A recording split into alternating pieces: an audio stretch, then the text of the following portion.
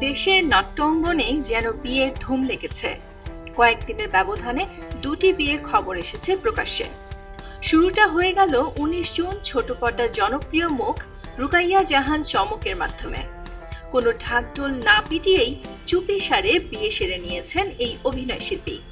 তার স্বামীর নাম আজমান নাসির। তিনি কুষ্টিয়ার ছেলে, পেশায় ব্যবসায়ী। নিজের নামের সার্থকতা রেখে গেল সোমবার বিয়ের খবর প্রকাশ্যে এনে ভক্তদের চমকে দিয়েছেন তিনি।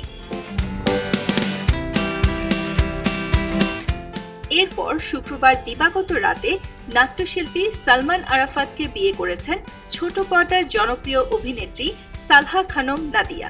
তিনি ফেসবুক পেজে বরের সঙ্গে বিয়ের ছবি পোস্ট করে খবরটি নিজেই জানিয়েছেন।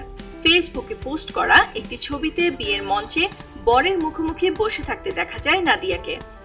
ছবিটির ক্যাপশনে অভিনেত্রী লিখেছেন আলহামদুলিল্লাহ। একইভাবে দুজনের ছবি পোস্ট করে সালমানও একই কথা লিখেছেন।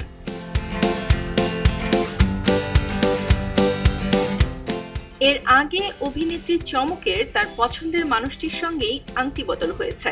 পরে গত শুক্রবার এক ফেসবুক পোস্টে হবু স্বামীর সঙ্গে দুটি ছবি প্রকাশ করেন তিনি। সেখানেই নিজের বিয়ে সম্পন্নের পাকা খবরও জানান অভিনেত্রী। তবে এতেও শান্ত হননি চমক।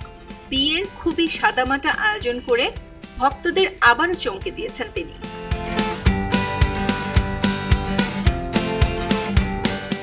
জানালেন মাত্র ৯ টাকা দেনমোহরে বিয়ে সেরেছেন অভিনেত্রী। শনিবার সামাজিক যোগাযোগ মাধ্যমে চমক লিখেছেন, আমার জন্ম তারিখ ৯, তাই সংখ্যাটি আমার লাকি নাম্বার। কাজেই আমরা মাত্র ৯ টাকা দেনমোহরের সিদ্ধান্ত নিয়েছি, কারণ আমরা বিশ্বাস করি অর্থ কখনো দাম্পত্য জীবনের ভিত্তি হতে পারে না।